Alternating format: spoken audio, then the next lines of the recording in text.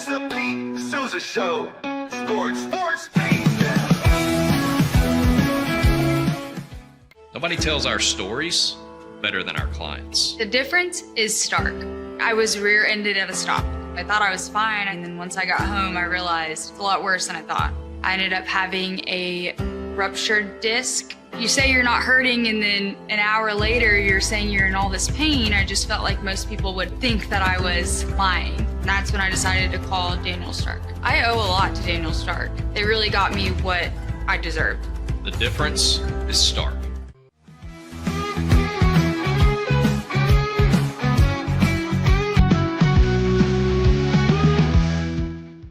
We definitely love our relationship and love Extraco. It's been an amazing experience. They made the PPP process easier. They were reaching out to me saying, what can I do to help you? That made a huge difference because my stress level, when we shut down, to afterwards was night and day. Our experience with Extraco has been phenomenal since the very beginning, so we love Extraco. Tervis is all about staying hydrated with style and durability. You can trust Tervis tumblers to keep your drinks the perfect temperature, hot or cold, for hours. From the classic insulated tumblers to sleek stainless steel water bottles, each product is built to last and comes in endless designs to match your personality. Stay refreshed and express yourself with Tervis. Visit tervis.com today and find your perfect tumbler.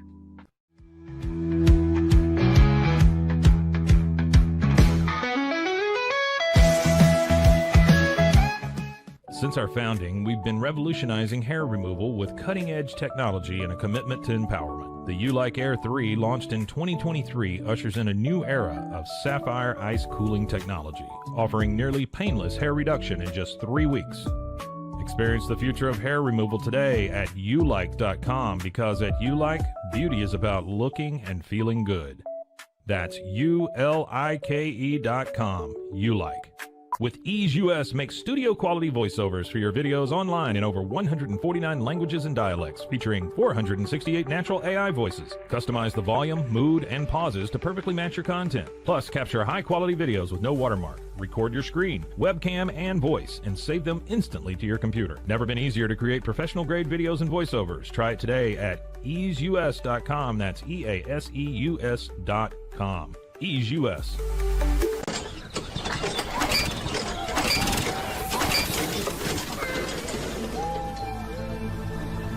Just use AMP-Pace.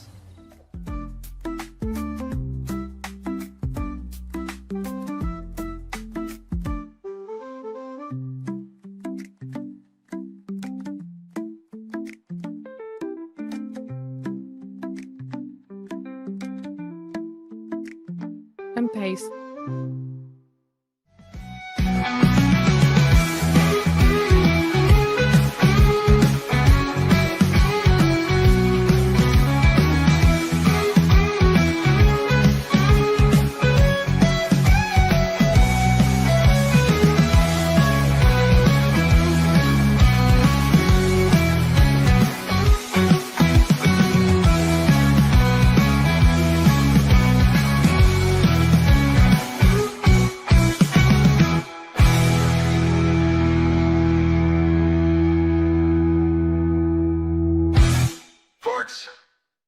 What's up? It is the Pete Sousa Show, coming at you live from the 21st floor of the Alico building in Waco, Texas. So good to be with you. Pete will join us shortly. Pete is out in Oklahoma City getting ready to broadcast the Big 12 softball tournament. It's going to be awesome if you want to join Pete on ESPN Plus today and tomorrow to catch the Big 12 softball action. Sure, he'd love to talk to you there. We are presented, of course, by our good friends at Daniel Stark Injury Lawyers, D1 Dallas, Sikora Family Ford, Crawford Austin Properties, Extraco Banks, and how could I forget Slovaceks? Don't drive through West without stopping at Slovaceks. Tell them the Pete Sousa Show.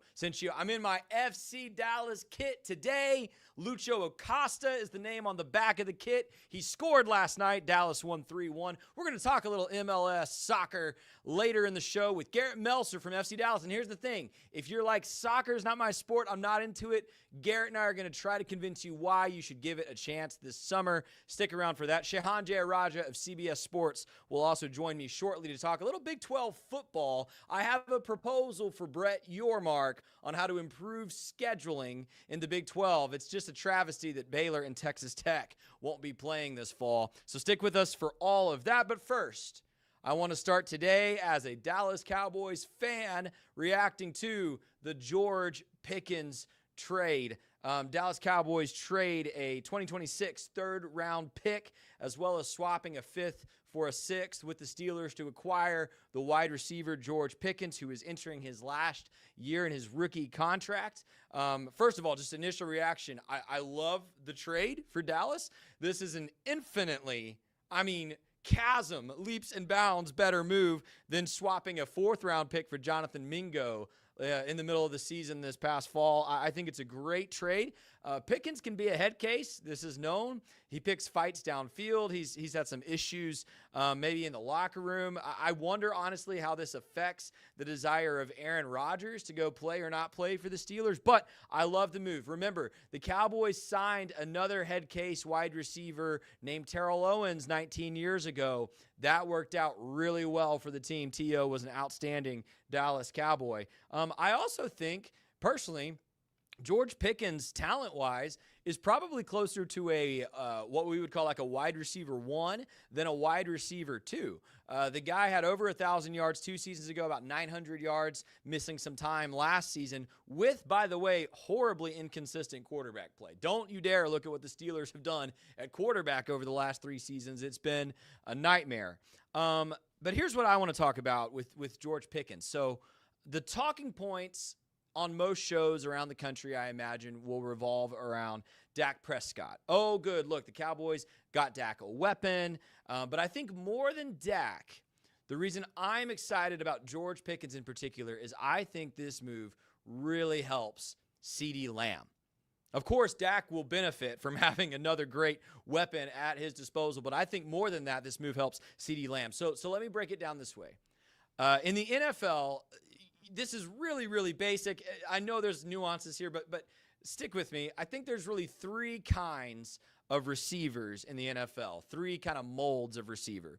First of all, you have your traditional NFL wide receiver. Think of guys like Larry Fitzgerald, Calvin Johnson. I mentioned Terrell Owens earlier. I would say more recently guys like Mike Evans, Devontae Adams kind of fit into this role. These receivers are usually bigger. They're very physical, athletic, can get downfield, make contested catches, big play threat always, kind of your traditional wide receiver. Then you've got what I would kind of call your traditional slot receiver. And these are different kind of players, and we've seen greats come through at that position. Think about Wes Welker, or more recently like Cooper Kupp, Chris Godwin kind of fit into this mold. They are the quicker players. They kind of make their living running strong routes, getting open in the kind of intermediate depths of the field, in the middle of the field, and making good catches from the slot.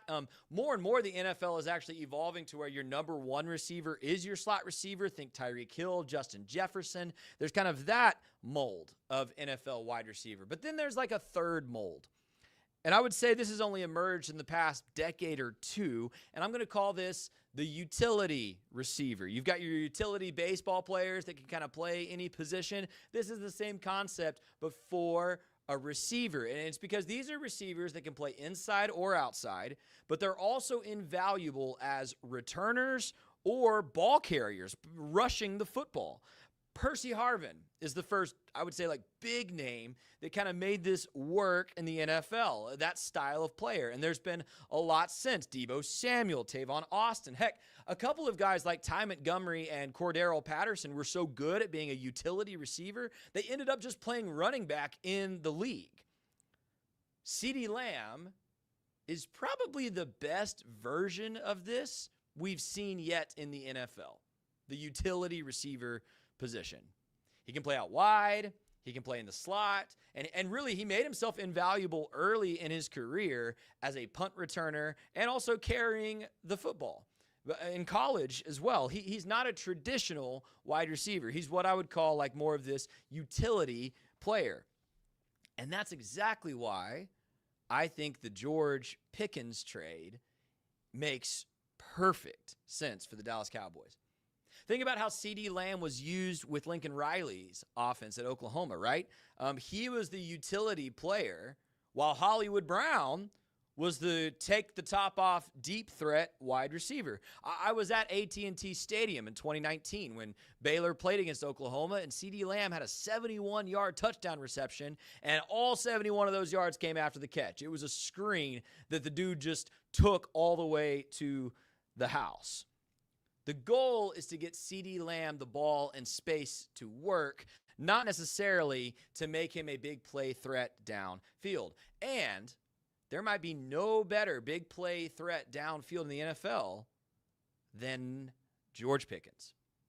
That's just true. So far in his career, Pickens is averaging 16.3 yards per reception, including a league-leading 18.1 yards per reception in 2023. And I want to show you this chart that I found on Twitter that was really helpful for helping me think about this. It might be hard to read unless you go full screen and zoom in there. But this is a chart where on the y-axis, you have yards per route run. Yards per route run. And then on the x-axis, you have the separation that someone is creating from the man covering them. And George Pickens is floating right there in the middle of the chart towards the top. There are only two receivers who averaged more yards per route run last season than Pickens, and that's Justin Jefferson and Jamison, what's his name? I'm forgetting his name. And I can't read the chart. It's so small on my screen. Jamison Williams, Lions. They're the only two receivers that average more yards per reception last season than George Pickens. But here's the difference. Do you see how George Pickens is closer to that y-axis than the other two? That means that Justin Jefferson and Jamison Williams' yards per route run is boosted by the fact that they are just outrunning the man covering them. They're just faster than all the corners in the NFL. Pickens is not. What that means with Pickens in the center of that chart is that he is making a lot of these catches contested. He's not only getting downfield, he's not only getting open downfield, but what you're seeing in this graphic is that Pickens gets downfield, and then even if he's got a corner draped on him, he is still making the reception consistently. This dude is a deep play threat, not only because of his athleticism, but because of his ability to make contested catches down the field. Meanwhile, last season's offense for the Cowboys was basically, let's run CeeDee Lamb into the pavement. Over the past 3 seasons, CeeDee Lamb is second in the NFL in targets behind only Davante Adams, including a league-leading 181 targets in 2023. He also carried the ball 14 times in 2 of the last 3 seasons. So in 2024, with no run game and a limited passing attack, the Cowboys offense often felt like, can we just find CeeDee Lamb? Get the ball to CeeDee Lamb. That's all they had, right? But with Pickens clearly taking the top off defenses, despite, having perhaps men that can keep up with him downfield, CeeDee Lamb is going to have all the space to work in the screen game, in the short routes, the intermediate routes. For CeeDee, I think Pickens means less targets, but way more effectiveness. I think you are going to see the best version of CeeDee Lamb this coming season because of this trade. It's just a great move by the Cowboys, getting one of the elite downfield threats in the NFL. It is a perfect move for my Dallas Cowboys, and I'm very excited about it. And after that long-winded opening word, talking Cowboys, I want to bring in my good buddy, your friend, host of the Pete Sousa Show. It's Pete Sousa, everybody. Hey, Pete. Pete, I can hear you, but it's a little choppy, a little grainy there, man. Can you hear Can you me? hear me? Oh, okay. We're hanging in there. We lost Pete. We'll give him a second to catch back up. Pete, again, at the Big 12 softball tournament today, hanging out, calling games for ESPN. I need him to fill me in. I didn't even keep up with the results yesterday. All right, we'll pull Pete and see if he can get back in here. Zach Burke is in the room, but not on camera. Zach, any thoughts on my George Pickens rant and how he fits with CeeDee Lamb? I think that he should compliment him very well. I think also I am in agreement with you, and I brought this up earlier this morning talking about it, is the trades that they've made before. I think what you gave up to get this to help bolster your wide receiving core is a lot better move than some of the moves they made in the past for sure. I like to think, I think that it's, I mean, I hate coming out on trades and be like, oh yeah, no, this is going to work out, because obviously we don't know. But at least looking at it from, stepping back, to me, it has all the makings of being a successful trade, of something where you didn't have to give up a lot and it could pay dividends for you. Yeah, and that's the thing, right? Like, let's say Pickens struggles to integrate or isn't a perfect fit, or there's an issue. Like, you gave up a third-round pick. Pickens is better than any third-round player right out of college. Maybe not long-term, but like in the immediate future, very true. So the Cowboys clearly had a plan. All right, I think Pete's back with us. We'll try to bring him in again. Let's see if we keep the connection here. Pete Sousa, everybody. Fuck. Maybe. Pete, can you hear me?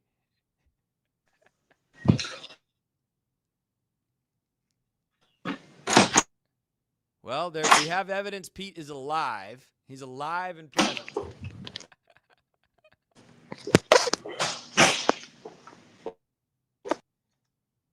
Folks, he's doing his best, Zach. He's doing his best. He is. Sometimes that's the beauty of technology, though. That's the beauty of a live. It's the beauty of a live show and trying to check in with someone via the phone. That too. No, it's something that you never know until you're in it, and then sometimes all you can do is just do the best. Just roll with it. Just roll with it. By the way, our friend Bear the Truth on the Pickens conversation says it will be great if Ferguson and Schoonmaker can take big steps forward. It's a really good point. The Cowboys, you've now got a clear wide receiver one in CD. You've got a kind of a borderline 1-2 level player with George Pickens, and then but what are you getting from that running back spot, right? Javonte Williams, Jaden Blue, who else? That's a question. And then, of course, what are you getting from the tight ends? We're going to try one more time, Pete. This is it. Here we go, Pete Sousa. How about now? Pete, I think I can hear you now. Good, What's right? going on, man? How's Oklahoma City?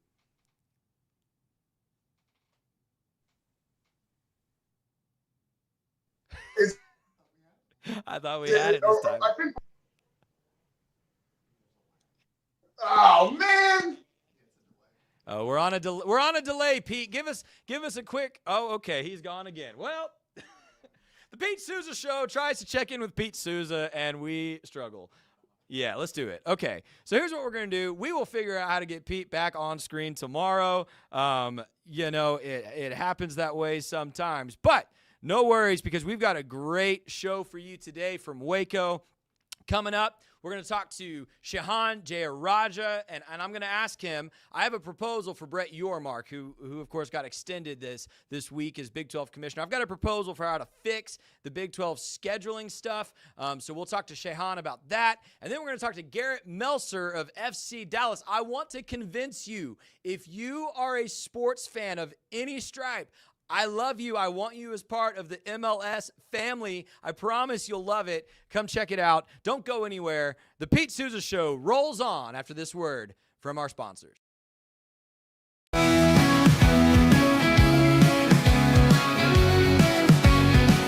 Dive into adventure with scuba.com, your ultimate destination for top-tier scuba and snorkeling gear. With over 20 years of experience, our expert staff, who've dived everywhere from the Galapagos to the Maldives, provides personalized advice to help you find the perfect gear for any underwater journey. Shop leading brands like GoPro, Aqualung, and Scuba Pro. Whether you're a beginner or a pro, trust scuba.com for the best in diving equipment and expert guidance. Explore now at scuba.com. That's SCUBA.com. Scuba.com.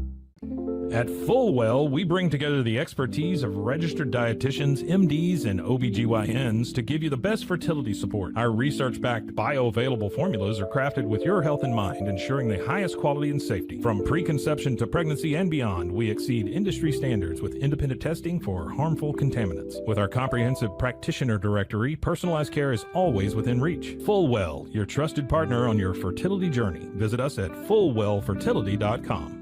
Experience the perfect blend of exquisite craftsmanship and life-changing technology with Gevi. Every product is built with precision, featuring specialized parts that ensure durability, efficiency, and safety.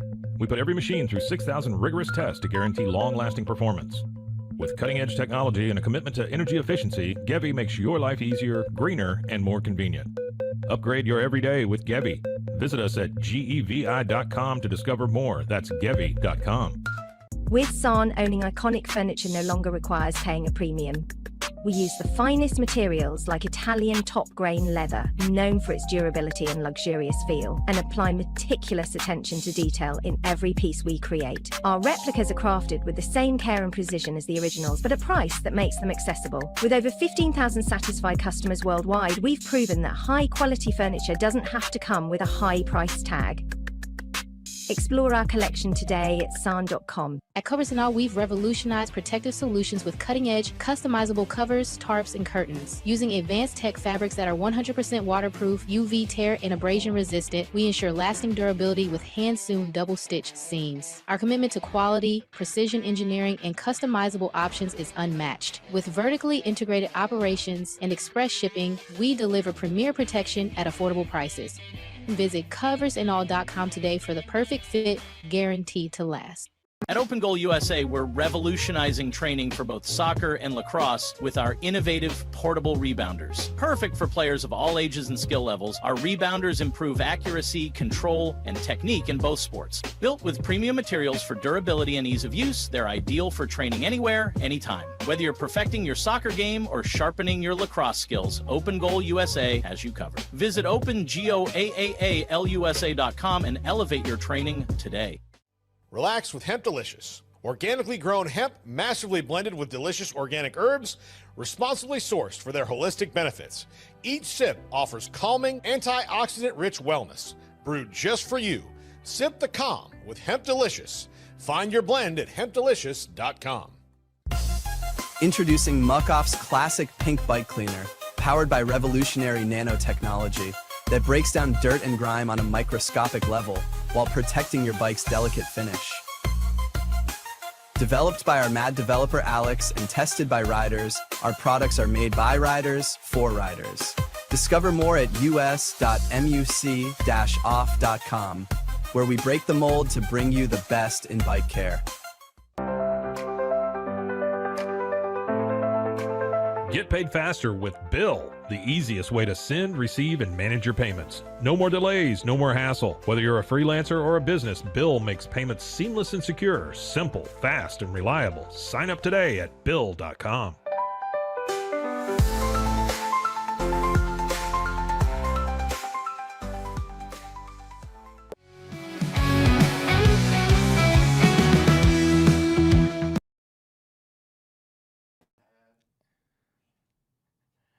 Man, here's the deal. Pete Sousa is making Zach Burke and I work overtime up here trying to figure out how to make this connection work. We are going to give it one more shot. Pete, one more shot. How we doing? How we doing? Now I can hear you. My goodness.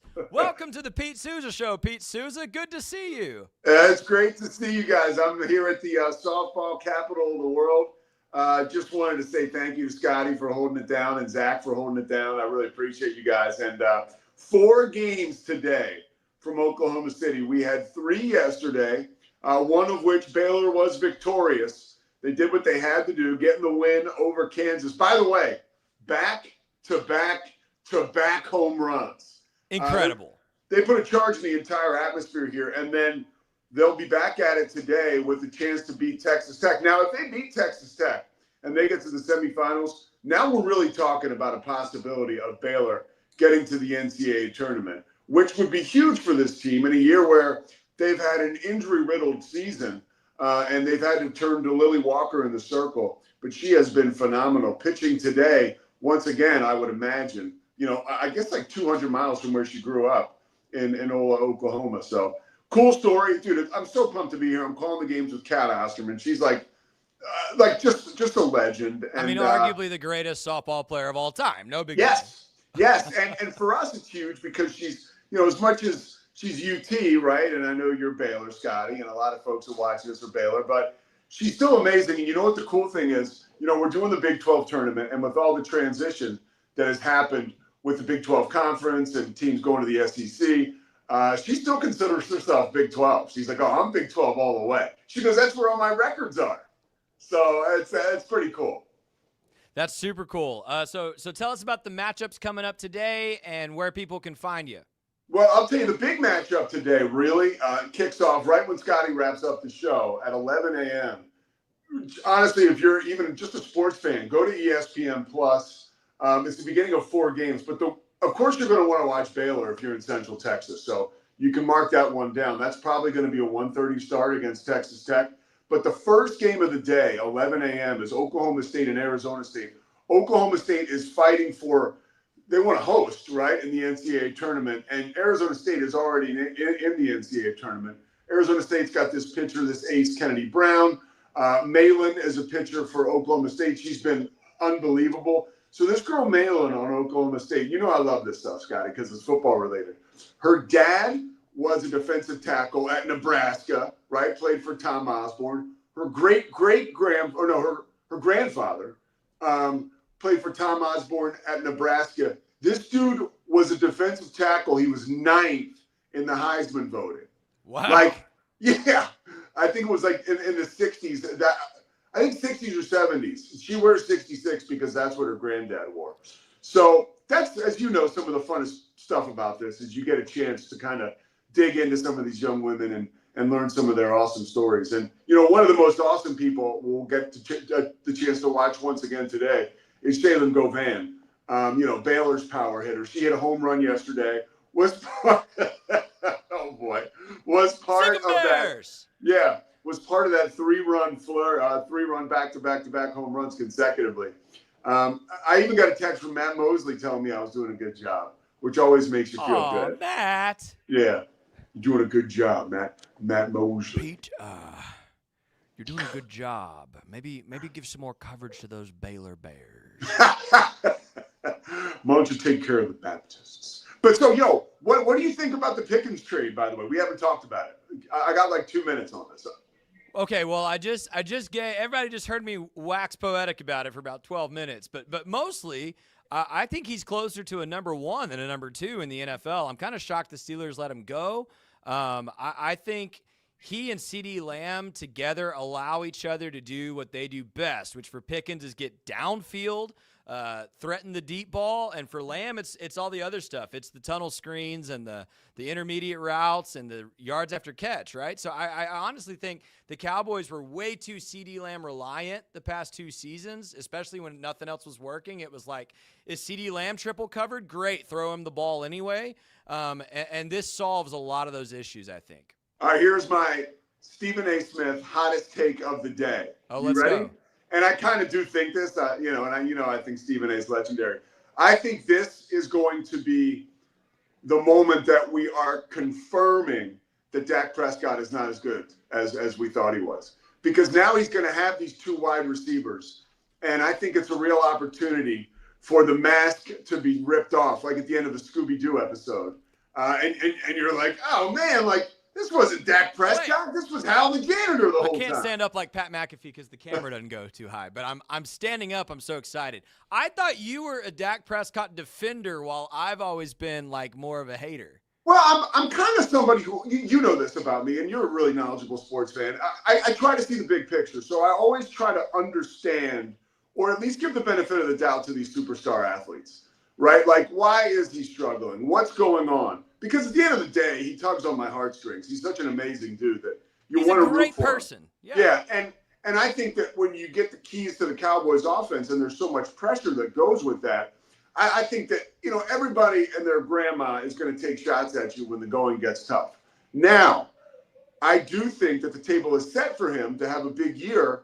And if he does not, you sons of bitches are going to turn on him faster than ever.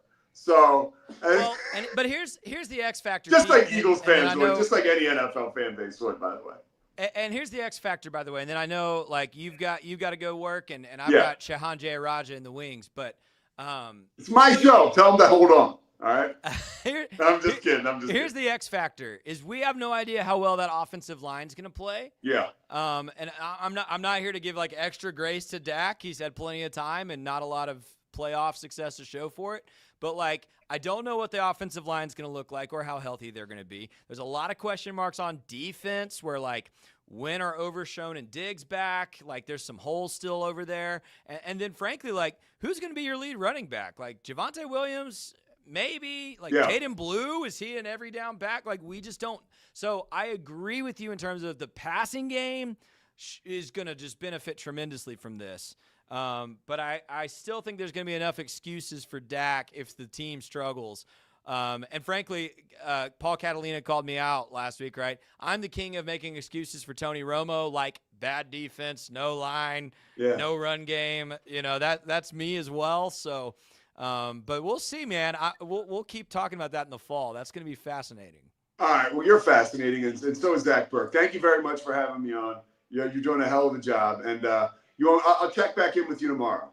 All right, man. Well, now that we know how to stay connected, maybe it'll be a smoother transition. I mean, it's typical, right? I'm in that room complaining about people with bad connections, and here I am, right? A victim of my own complaint. Yep. You know, life has a way of humbling us and putting us in other people's shoes. It shoes. sure does, dude. The big guy's got a sense of humor. All right, man. Sick 'em bears. I'll talk to you guys tomorrow. Take care. See ya. That, of course, is our fearless leader, Pete Sousa. The show's named after him. Man, that was great. We're going to go straight to my conversation with CBS Sports' Shehan Jeyarajah, one of my good friends in the business. I've known him since his Baylor Lariat days. We're going to talk a little Big 12 football. This is the Pete Sousa Show. Welcome back to the Pete Sousa Show. And how in the world was I going to host this thing without bringing in a friend? Shehan Jeyarajah of CBS Sports, college football reporter and writer extraordinaire, joining me now. Hey, real quick, you're in the DFW area, Shehan. Reaction to George Pickens becoming a Dallas Cowboy? Well, the Cowboys love to take swings like this on personalities, don't they? Yes. They love to buy low a little bit. But, I mean, I think that George Pickens is a really talented player. And I think the one thing that you say about this Dallas Cowboys locker room is I do think that they do have some good offensive leadership with guys like Dak. CeeDee Lamb, I think, is a good personality. I love the arrival of Tyler Booker as somebody who I think is going to be a good positive presence. But I'll tell you what, I mean, there have been some flameouts of these ex-Steelers players whenever they've left that locker room. So, I do love, we've kind of heard in the early going that he wants to have a prove-it contract and really more negotiate next year. I think that that's a great way to handle it for both sides. And again, the talent is there. I'm fascinated to see what happens. Well, I was just saying, I think talent-wise, he really is more close to a number one than a number two to me. I think pairing him with Lamb is very exciting. Okay, here's why, the main reason I wanted to bring you in. So I want to talk Big 12. Earlier this week, Pete and I went over Joel Klatt's college football top 25 post-spring camp. We were a little interested by how he had the Big 12 teams sorted and ranked. First question for you as a guy who covers college football on a national scale. Is it crazy to think that the Big 12 is now just firmly entrenched in that number 3 conference position? Why or why not? Well, there's kind of two ways to look at it, right? The first way that you look at it, I mean, the reality is the Big 12 was the only power conference that did not have multiple teams in the playoff last year. And that's a reality, right? I think that that's a perception thing. At the same time, when you look at the way that the Big 12 team performed when they got there in Arizona State, I think they looked really good. I think they showed that they belonged.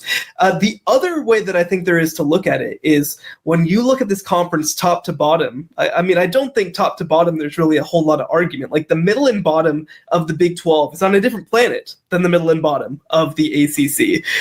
how do you view that with the contrast of, well, maybe the ACC has teams that can win a national championship in the Big 12. I don't know if they do. Like, it really comes down to how you weigh it. Now, the one thing that I will say, and the one thing that I think that the Big 12 has done a really good job of trying to display themselves is the Big 12 is guaranteed all 16 of their teams are going to fully fund rev share. And when you talk about being a league that is willing to contend and compete with the best in the country, I mean, I think that that's the way that you do it. You say that your 16th best team is still going to fund rev share at a $20 million level. I think it's a big deal. So there's kind of different ways to view it. And again, it also comes down to, like, how are you viewing the rest of the sports? How are you viewing basketball? Like, all these things factor in. But I think the Big 12 right now is a league I'd have in the third position. But again, this is going to be a multi-year journey to establish themselves as well.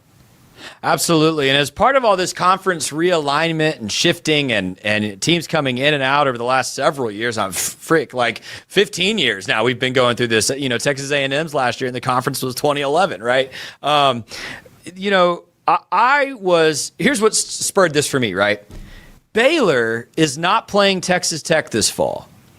And that feels really weird to me. It feels really bizarre, and in a way I would say it feels wrong. And I don't think I would ever say Texas Tech is like a high-key rival of Baylor. I don't think either school feels that way, but with other Texas schools departing the conference, like, this has become a matchup I look forward to every single season. And so I have a proposal, and I'm going to put it on the screen here, and then I want your honest reaction to this proposal. This is the proposal. I think the Big 12, for the sake of keeping some of these traditional things together, needs to go to 4-team pods where they're all guaranteed to play each other every season in conference play. So the way Scotty would do it, if I could propose this to the Big 12, this is what my pods would look like. We'd have the Big 12 North, which would essentially be the Big 12 North from like 2010, 2009, right? You got Colorado, Kansas, Iowa State, and Kansas State. You'd have the Big 12 South, which would be Baylor, TCU, Oklahoma State, and Texas Tech. The East would be Cincinnati, UCF, West Virginia, and Houston, which are essentially the American Conference teams, which got into the Big 12, plus West Virginia. And then the West would be, the Utah schools and the Arizona schools. That just makes way too much sense to me. Here's what that looks like on a map. And I want to acknowledge, Shehan, before I get your take, I know this is weird for Houston. Like, I understand that is what I would call maybe the flaw, if there is one in this plan, but that just works so much better to me than trying to get Oklahoma State somewhere weird. What do you do with, it's just weird when you have 3 schools that are clearly East, and who else do you kind of throw over there? But that's how Scotty would arrange the Big 12. What's your reaction to that idea? Yeah, the first reaction is definitely that Houston fans are going to be incredibly, incredibly mad whenever they see this graphic, because the whole point of them moving back to the Big 12 was getting to play these other Texas schools and was getting to deal with these ex-Southwest Conference rivals. Now, of course, Oklahoma State has been a much bigger brand over the past 20 years. So, for example, as somebody who obviously, like yourself, is a graduate of one of these schools that's been a legacy team, sure, I understand why a Baylor graduate might want to play Oklahoma State instead. Well, and not only that, Shehan, but I've heard the Southwest Conference thing, the Southwest Conference. First of all, nobody wants Rice back in the same league as all these schools. So the Southwest Conference lovers, I'm kind of out on that. Second of all, the Big 12 was formed in February of 1994. I was a year and a half old. So to me, and I'll let you continue, but to me, Oklahoma State belongs with Baylor and Texas Tech in a pod way more than Houston does. That was part of my logic as well. But continue. Yeah, I mean, look, obviously, for Oklahoma State fans, I'm sure they get it. Now, at the same time, the other thing that you look at, though, is that if you're adjusting a little bit, like you could have just a Pac-12 pod, right? With the legacy Pac-12 schools. You could also have a little bit more of, like you said, I mean, Oklahoma State was a Big 8 team with those other teams that are in the Northern pod. So there are different ways to approach it. I mean, I think that when you're talking about schools, like if you look at that map, right, like Iowa State is further east certainly than Houston is, even though Iowa State obviously has their historic ties with Kansas and Kansas State. But this is the complication of all of this, right? Is like you almost as a league have to figure out who exactly are you screwing in the process. Now, this is the case as well with the protected rivalries. And I mean, I think that actually the protected rivalries that we have in some ways expose some of the complication of this modern Big 12, which is Oklahoma State. They don't have a rival anymore, right? Like their rival plays in another conference.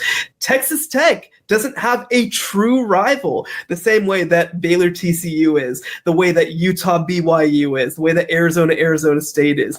And like that's complicating. Now, I think that there's also ways to obviously try to build some things long term to create new rivalries, especially if some of these schools that have some Cincinnati and West Virginia is a perfect example. I think that long term maybe that's something that develops into a really nice rivalry because of the geographic proximity and also with their history in the Big East as well.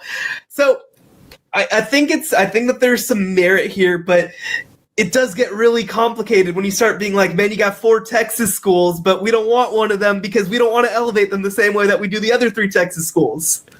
Yeah. I know as soon as I'm drawing this up, I'm like, this is not fair to Houston. To me, it's not about elevating. It's just about it's tradition at this point for me. It's like like Big 12. But like you had for example, right? Like Andre Ware was playing against Baylor and TCU, right? Like he was playing against these schools in the state. And I get it, right? All respect to my good friends over at Rice University. No one's asking for Rice to be back. But that doesn't mean that all the rest of the other teams that have these long-standing relationships matter, right? The reason, for example, that we're talking about Baylor not playing Texas Tech anymore, and we're not talking about Baylor not playing West Virginia or whoever, I think they do get West Virginia, but that's beside the point, is because Baylor and Texas Tech have been playing since the 70s, since they were both members of the Southwest Conference. The reason that we talk about Baylor and TCU as a rivalry is because they've been playing since the 1900s, right? Because of their legacy and because for them too, they were members long-term of the Southwest Conference. So I get it. And now, actually, I think that one other thing to factor in there is, if you wanted to do it a little differently, is actually if there's a team in Texas that has some history with some other schools, Texas Tech with the Arizona schools actually has some history as members of previous conferences. Obviously, Texas Tech, a Texas school, they would want to play against the other Texas schools, but they also have history playing Arizona and Arizona State. I can't remember what the conference was called back in the day, but they were a member of a conference together at one point. So it all gets very complicated, and you do, again, as a league, you almost have to build winners and losers into this process because of it. But I also do think, I mean, I'll tell you what, like, you know, we went to school in the mid-2010s when the Big 12 was a 10-team league and you played a full round robin. I mean, look, nothing's ever going to hit the same as that. Like, it's just not, right? Like, there's never going to be anything that's as cool as knowing. Like, for me right now, I'm putting together some of my projections for the Big 12, and I'm having to be like, well, who plays who? Like, do you have an easy schedule? Do you have a hard schedule? Well, like, with the old Big 12, you played everybody. And yeah, you got certain teams on the road and some certain teams at home, but there wasn't we don't even have to play Oklahoma. We don't even have to play Arizona State or BYU or whoever.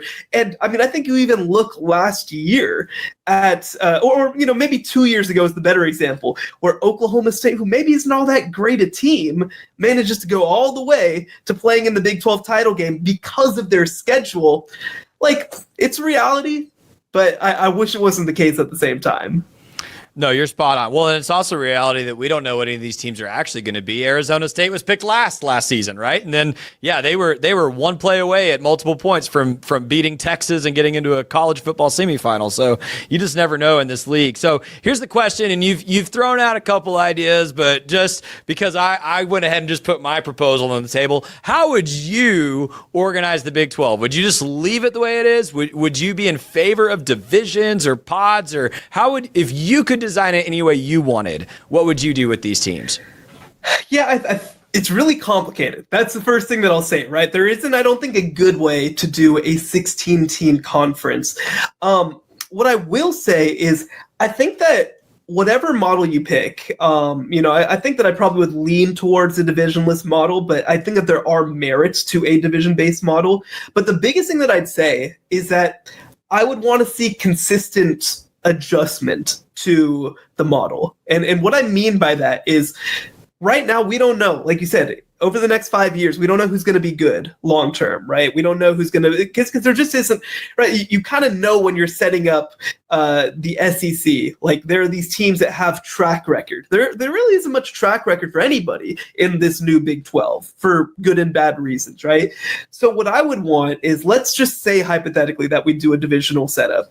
Well, I'd want the divisions to be adjusted every 3 to 5 years based on the previous results of the past 3 years, let's say, right? Where you have a little bit of a rolling understanding of like, this is where this team has been. Now, again, like that doesn't protect you from Arizona State going from last place to first place, but I think that it does create a little bit more of a big picture balance to where, okay, you're playing in this divisional setup, and ultimately though, it's going to be like, you're not going to have an overbalanced side of the conference, right? You're not going to have an SEC West to an SEC East where it just makes the conference title game a joke historically, right? So that would be the biggest thing that I'd say. And I think that should be true even if you do a divisional setup or a divisionless setup. I think that you should still have sort of a schedule built around the idea of, let's try to balance things the best that we can. And you're never going to be perfect, and that's not the point, but at least you have some sort of idea of like, hey, you know what? There's not just one team who's missing everybody year in and year out, and there's not just one team who's getting everybody every single year. That's a great idea. That's a really, really interesting way to look at it. And I think the only issue I have with that is, part of my pod's proposal was to maintain some of those regional traditional matchups. Whereas if you're just doing divisions based on results, you could lose Baylor, TCU, right? But B, I was thinking about this as you were talking. In the aughts, there was a period of time where like Nebraska had kind of fallen off and Colorado had fallen off. And so you actually knew that whoever won the Big 12 South was going to win the conference, right? Baylor, frankly, was the only team that wasn't competitive during that time. Tech had some years with Mike Leach. Texas A&M had some years. Texas and Oklahoma were always right there. Oklahoma State had a couple times, right? And you almost kind of knew the Big 12 South champ would be the champ, whether they face Mizzou or Nebraska or whoever else in the conference title game. And I actually think that was kind of fun. So you can have competitive juice, I think, either way.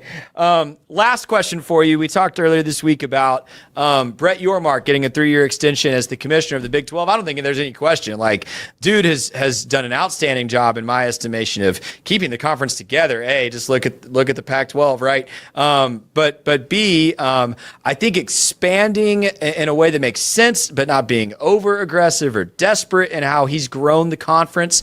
If you could project what's next, right? There's been rumors in the past couple of years about, could Florida State and Clemson jump to the Big 12 and really make the Big 12 right there with the Big 10? Could there be an interest in getting some basketball schools, a UConn or even like a Gonzaga basketball only? Or, I immediately think, let's go get Duke and North Carolina, that can be decent at football and good at basketball, right? What would you say, if you had to look into your crystal ball, is next for the Big 12 over the next 3 to 5 years? So I think over the next 3, there's very little chance that there's much movement. I think that we're really looking at the 2030, 2031, 2032, and the reason for that is that's when a lot of these television contracts come open. When the Big 12 comes open, they're scheduled to expire in 2031, right? When the Big 10 and SEC also come up, and I think that the other thing too that's kind of a little underrated in this process is Florida State and Clemson found a settlement with the ACC, but it will make it a little easier to buy out early of the contract than what it was before. Now, not easy, certainly. They will have to have a destination that makes sense, but I do think that it pulls up a little bit the deadline in order, in exchange for the next 5 to 6 years maybe being a little bit smoother. So the biggest priority for Brett Yormark at this point is going to be, can we replicate some of what we were able to do from a contractual perspective and keep this conference together long term? Again, the contract doesn't come up until 2031, but you're going to be doing those negotiations, you'd imagine, by the end of his contract in 2030. And I think more than, I don't necessarily think there's going to be expansion or movement at the power conference level over the next couple of years. I think that everybody's going to kind of stay put. And the other thing too for the Big 12 is you're going to figure out who are our most valuable brands that are in this league right now. There has to be a little bit of a settling process before we can even start to evaluate too much. But the other piece that I do expect to see a little more of is I expect to see a much more of a focus on basketball. And what I mean by that is Brett Yormark has not been shy about the fact that he plans to try and sell the Big 12's basketball contracts for television potentially separately from the football contracts, because Big 12 basketball is a big deal both on the men's and women's side. There's upside there that he believes is not being taken advantage of. And last year we saw some of this come about because the Big 12 decided to move more of their product over to CBS Sports, right? They broadcast more games on CBS Sports Network nationally. They broadcast more games on CBS as well. And that's, I think, going to be a precursor. Now, the question becomes, whenever you do get in that situation of trying to sell the basketball product, then maybe a UConn conversation becomes kind of interesting, right? If you are trying to sell that separately. And by the way, I know that nobody's paying much attention to it, but Jim Moore is doing a good job out there at UConn on the football side as well. They only lost to power conference teams last year, and they dominated their group of 5 slate. So they are trying to elevate themselves to where they can at least be considered whenever the Big 12 comes back around as well. So I don't expect any real movement in the next 2 or 3 years, but I think that when we start getting closer to the contract being negotiated, again, Brett Yormark is a basketball guy by heart, right? He was in the NBA for a long time, and he's a marketing and entertainment guy. And I expect both of those factors to really come into play when it's ultimately time for these contracts to come up. Fantastic stuff, Shehan. And, last question, kind of follow up to that, though. You talked about UConn.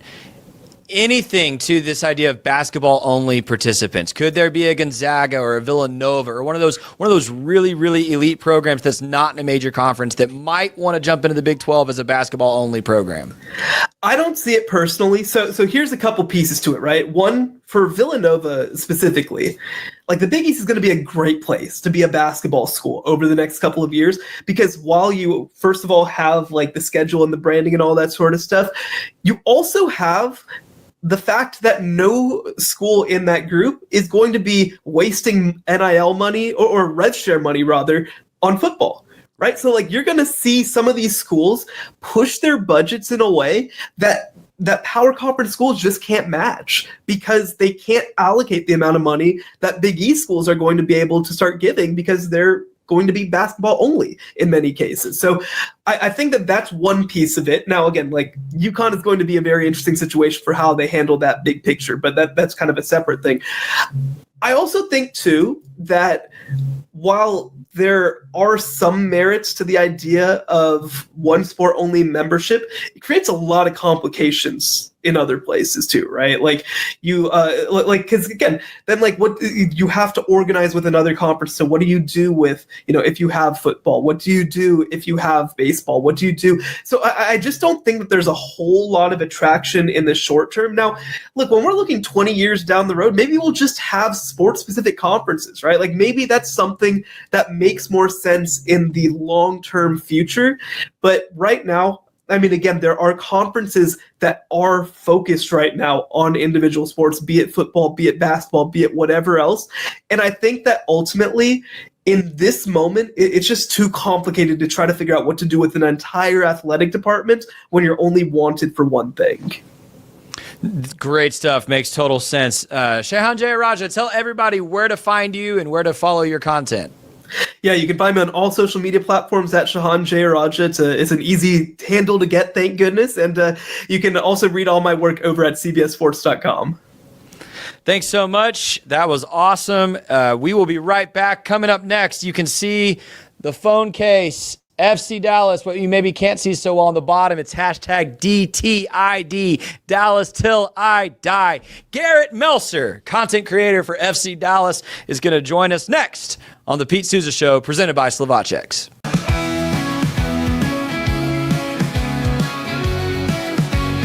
For 75 years, Nalgene Outdoor has been your trusted companion, fueling adventures and helping protect the planet. We're committed to reducing waste, improving access to clean water, and providing simple, safe, and sustainable products for you and your family. No gimmicks, just durable, well-designed bottles built to last. Join us in our mission to amplify life, not complicate it. Because at Nalgene, what goes into our bottles matters as much as the adventures they fuel. Explore more at nalgene.com. That's NALGENE.com.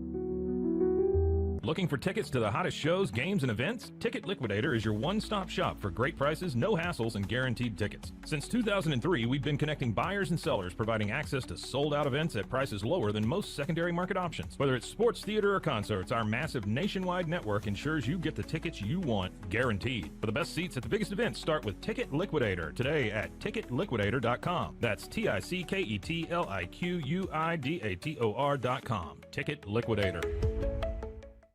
I'm Hunter, the founder of Hello Cake, and today we're digging into ED meds. The number one thing we hear is that guys are sick of waiting for ED meds to kick in. Traditional ED meds take about an hour to kick in as they have to go through your digestive system, where Hello Cake's ED medication dissolves under your tongue and works in about 15 minutes. That's about 3 times faster than traditional ED medication. Curious about ED meds? Go to hellocake.com.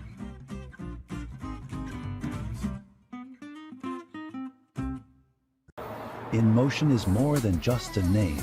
It's a legacy of innovation.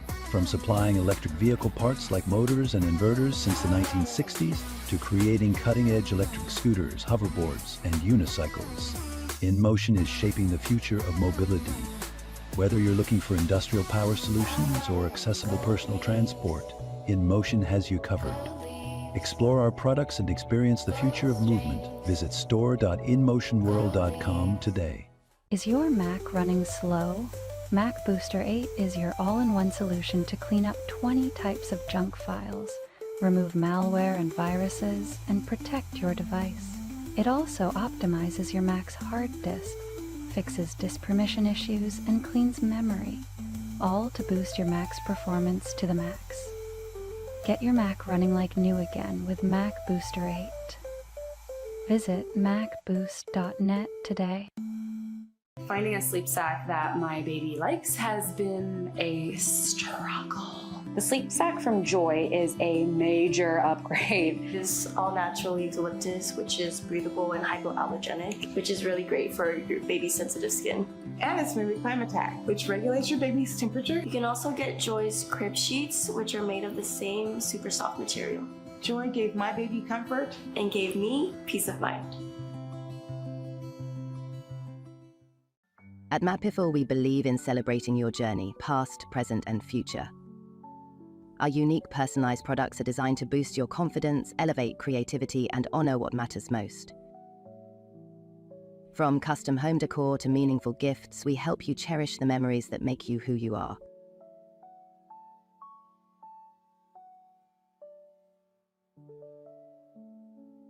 Visit mapiful.com and start celebrating your story today. Maud Lily is your go-to for stylish and affordable fashion that fits your life.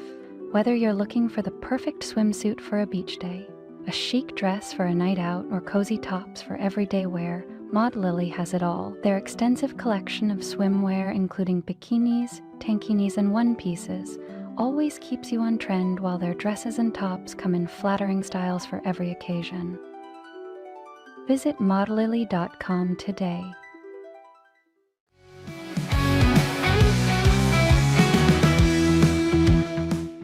Welcome back to the Pete Sousa Show, and I told Pete if he was going to let me host this week, we were going to have to talk some soccer. No better guy to talk soccer with than Garrett Melcer. Garrett is the digital content manager for FC Dallas. That's my club. You can see the kit that I'm rocking here today. Garrett, welcome to the Pete Sousa Show. Dude, I told you off camera, I'll tell you now, I love what you're doing with the team. In fact, when I became an FC Dallas fan, my biggest complaint was like, man, I wish there was a little more fan engagement going on. And with the stadium renovations underway and now the content you and your team are producing, it's awesome, man. So really super appreciate you, and thanks for joining the show. Thanks so much, man. Happy to be here.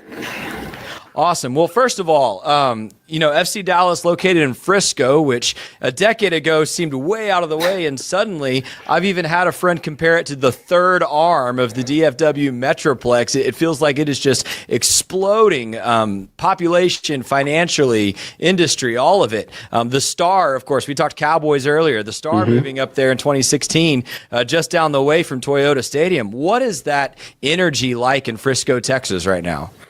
Yeah, it's crazy, man. North Texas in general is one of the fastest growing places in the country. And Frisco specifically has gone crazy. You mentioned 10 years ago that it was out of the way. The first time I went to Toyota Stadium was in 2005, a couple months after it opened. And the stadium was basically like an oasis. It was just a stadium all lit up, looking nice, and then around it was absolutely nothing, like cow pastures. The Dallas North Tollway didn't even reach up there, so it was pretty much in the middle of absolutely nothing. And the city has really just grown up around it, and Frisco has really gone pretty hard in the paint in terms of making it a sports city. You mentioned the Cowboys headquartered there, also the Stars as well. The Rangers minor league team is here, the Frisco Rough Riders, and the PGA also just moved their headquarters here pretty recently too. So it's a happening town, man, for sure. Man, and of course, even within Toyota Stadium, the National Soccer Hall of Fame built just a few years back. So part of why I brought you on, Garrett, I grew up playing soccer here in Central Texas. It's a sport I've always loved. And even as a guy growing up playing soccer, I didn't really get into watching MLS until about 10 years ago, and I became an FC Dallas supporter. But for sports fans who watch this show, and maybe they would say, man, I grew up in Texas, it's all about football, or I'm into basketball, baseball.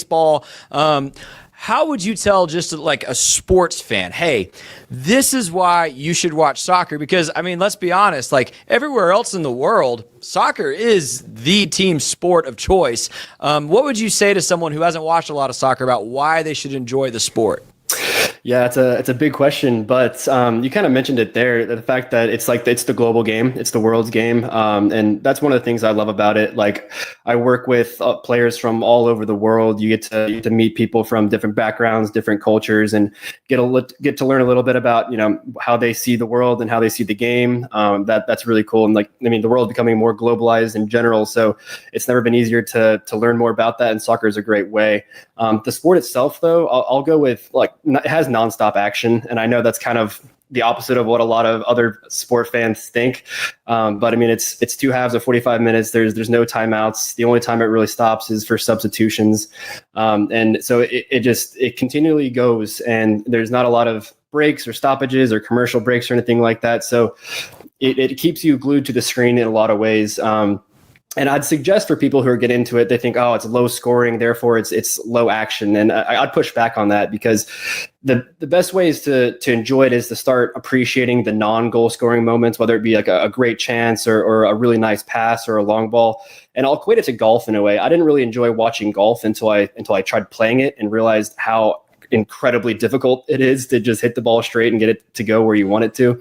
Soccer is similar, man. You're not throwing it. It's a lot easier to throw a ball where you want it to go. Now try kicking it. It's a lot different. So, if it's a pickup game that you can just hop in and just see how difficult it is to trap a ball when it's coming at you with some speed, that will give you an appreciation of what these guys are doing, at full speed, at full pace while running for 90 minutes. Like, these guys are incredible athletes, and they're marrying that athleticism with a lot of technical ability and talent and skill. And so those are the things that helps you enjoy it, is to appreciate the moments that they're not scoring goals, because it averages less than 3 goals a game, which I know can turn some people off. But there's a lot that happens in between those goals that are pretty cool too.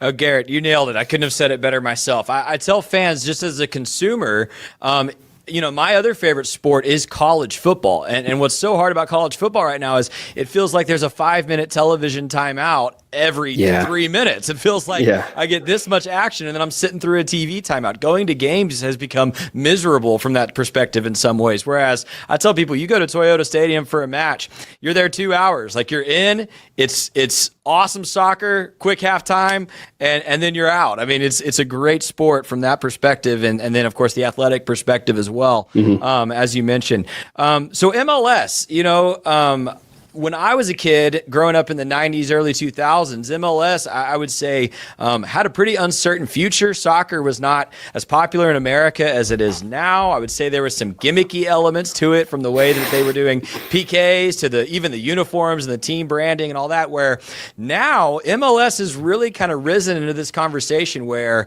it's not in the top flight of leagues, Premier and Serie A and all these, but right there, kind of in that next level, MLS is kind of climbing into this respected league. There's real talent. There's real superstars, right? Messi, of course, coming over last year was huge for the league.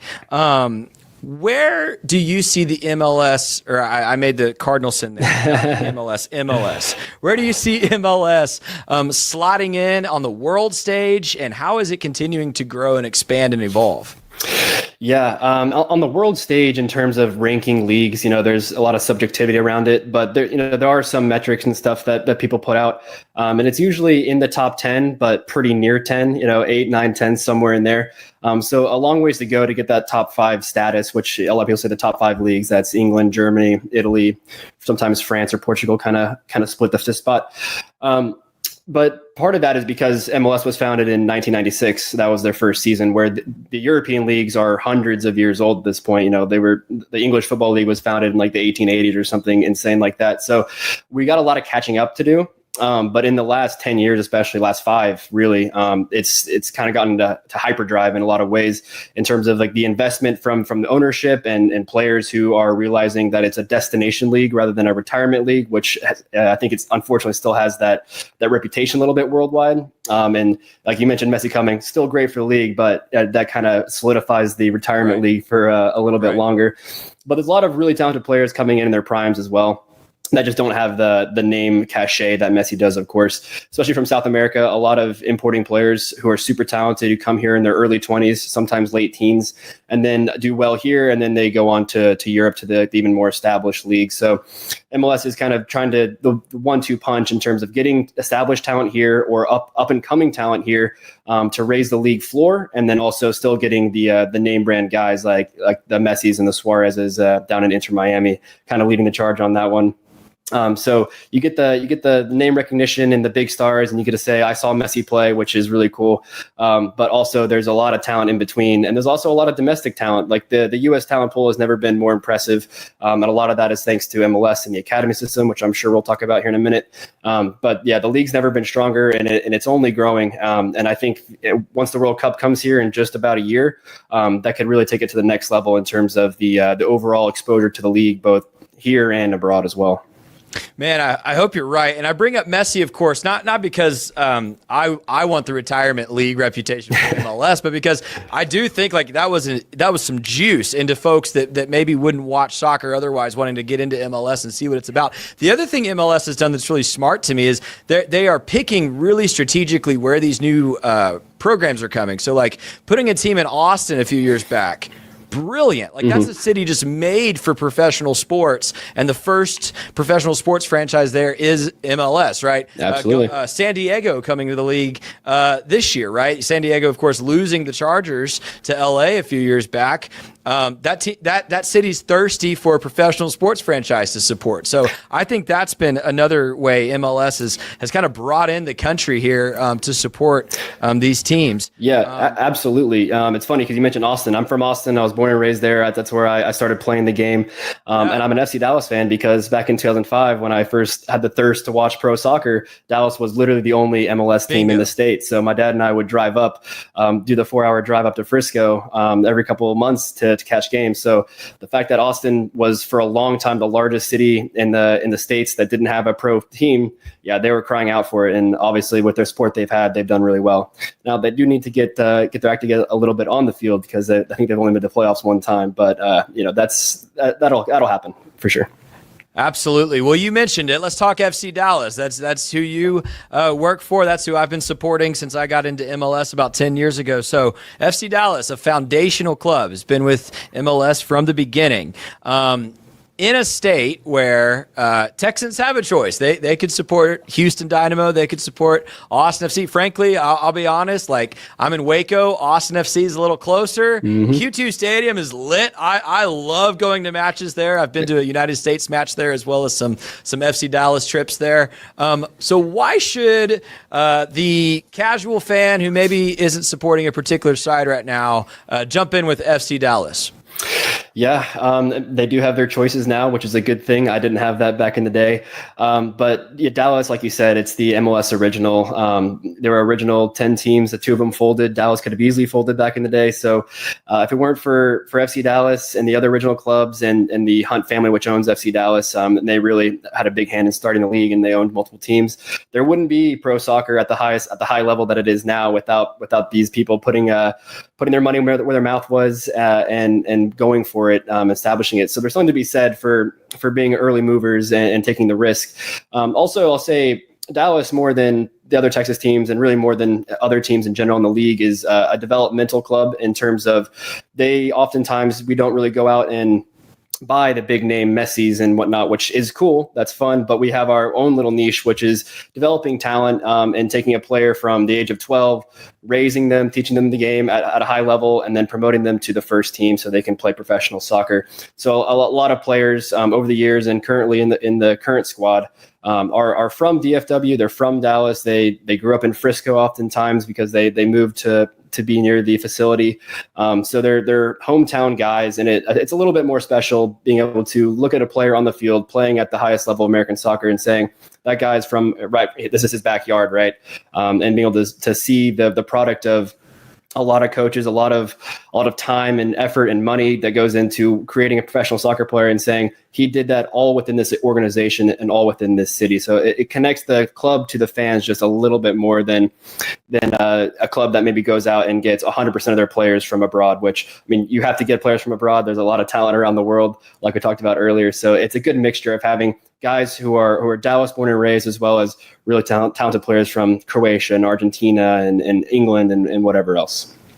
Well, and also, sorry, I should add, we're also renovating the stadium. You mentioned Q2. Q2 is phenomenal. It's the best atmosphere I've ever been to in MLS. It's super cool to see that in my hometown. Super special. Dallas, of course, we built our stadium in 2005, so they had a bit of a head start on us in terms of making it modern and whatnot.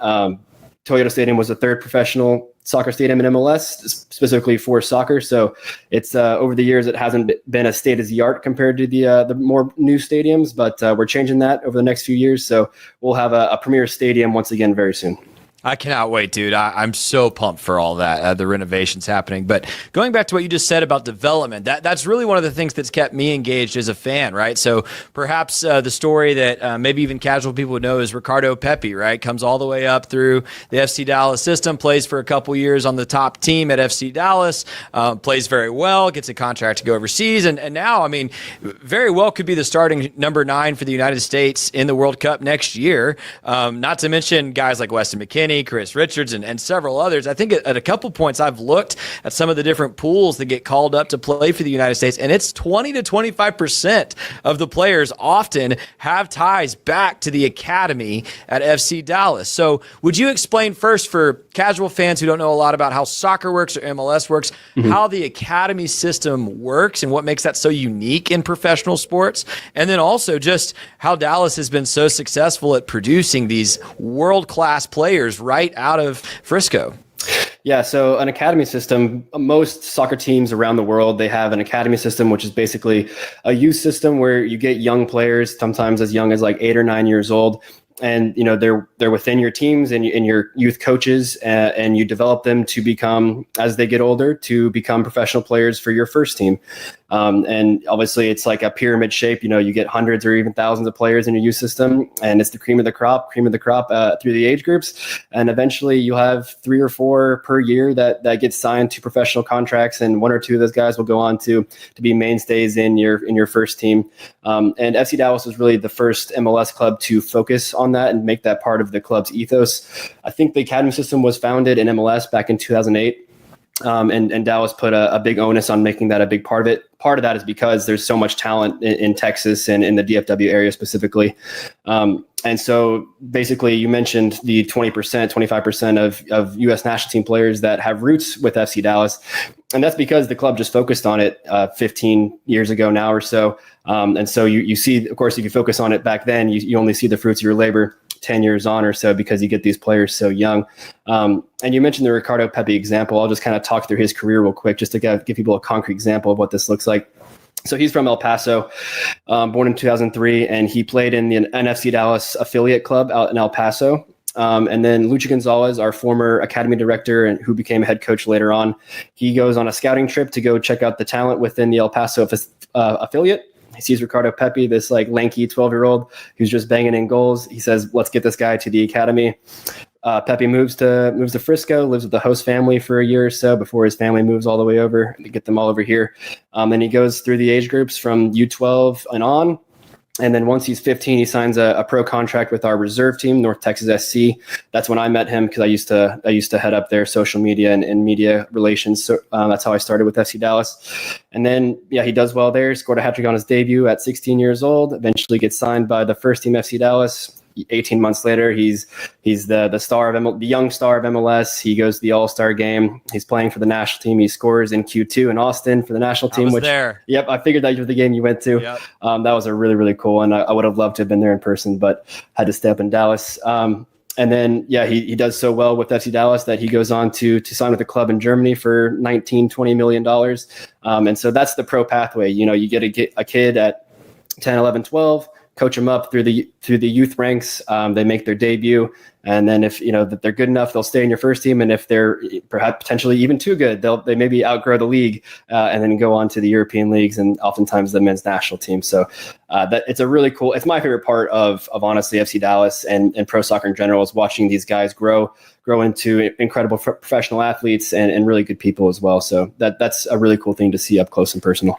I think it's so much more functional too, Garrett, just to compare it to other sports people are familiar with. And like, you know, football, it's recruiting out of high school into a university, and then now we've got transfer portals and NIL, and then you hope that you make the NFL. And if you don't make the NFL, there's really not a great pro option unless you just want to pay for like no money. And you know, basketball, you've got the AAU system, or baseball, you've got select, but even that is all kind of expensive or unregulated in some ways. And then it's again college and transfer portals and NIL and will I make the pros?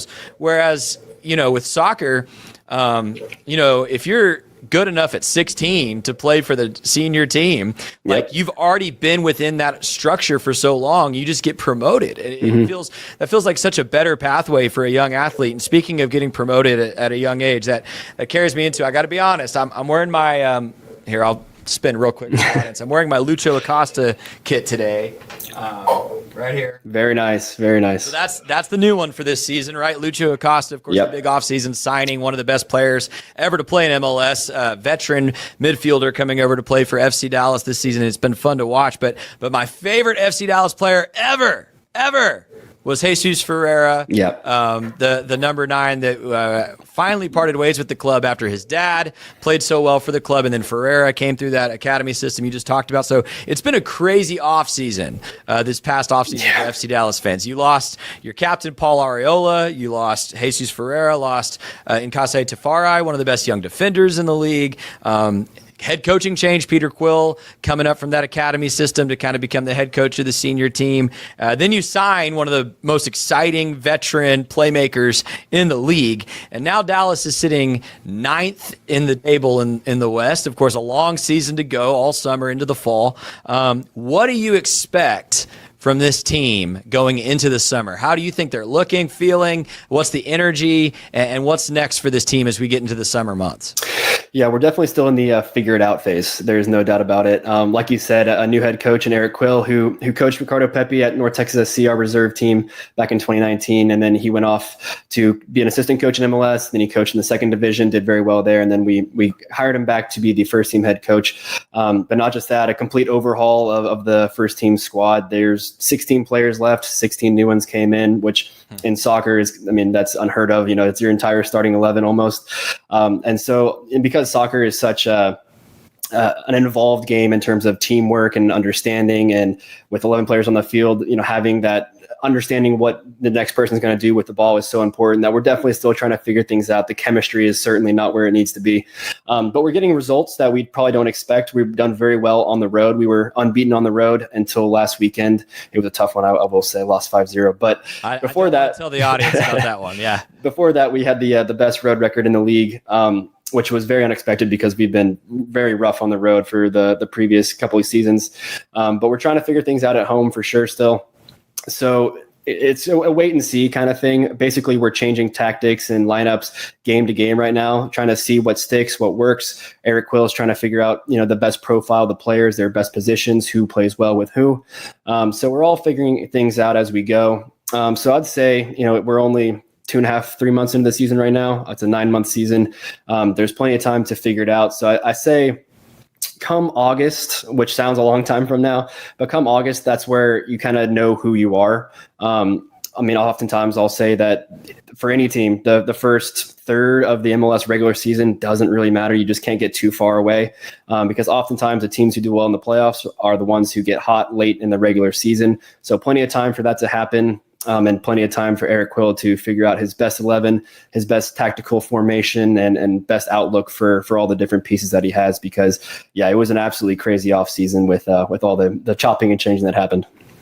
It was so funny. My process as a fan was I was like, as pieces were getting shipped out or not re-signed and new coach, I was like, okay, I can deal. Ferreira goes to Seattle, which, by the way, the fact that he went to Seattle just made it even worse for me. I was like, I can't do that. Oh my. And then I was pretty sad.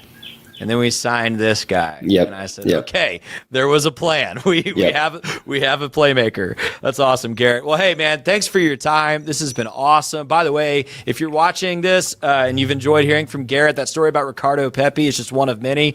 He's done some great work on the other guy you need to research. We just don't have time to keep talking about it. Is Bernard Kamungo. Of course, his story, one of my favorite in all of sports in the last decade. Just a phenomenal one. So, Garrett, where can people find your content? How can they support you and the team and maybe find some more of these stories as they investigate getting into MLS? Yeah, first and foremost, I'd encourage people to go just check out FC Dallas on social media. It's at FC Dallas on all the major platforms. All my work eventually goes through there. But if you want to see what I do personally, on my Twitter account at Garrett Melcer, just first name, last name. That's GarrettMelcer.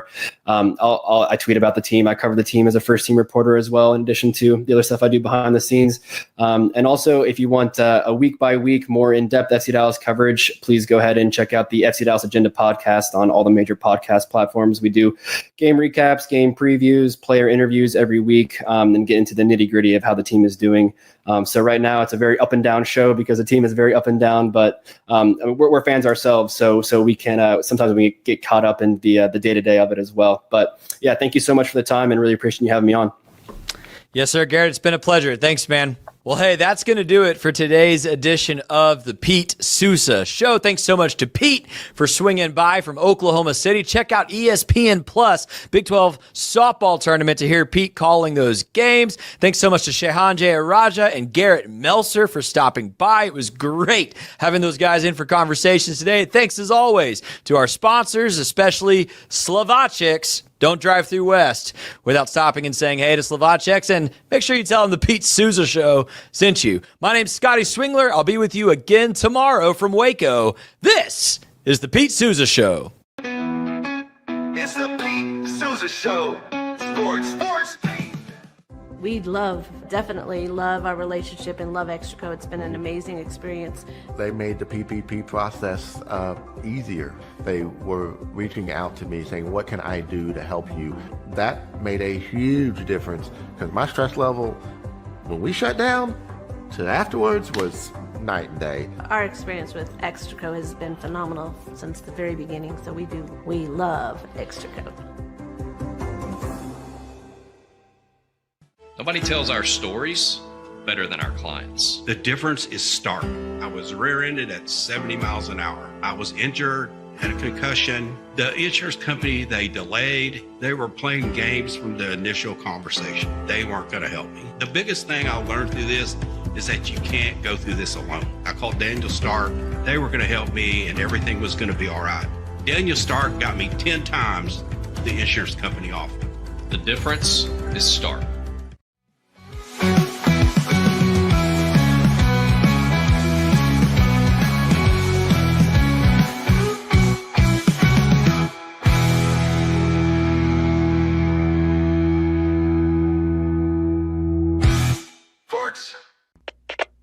We are Rogue Media Sports.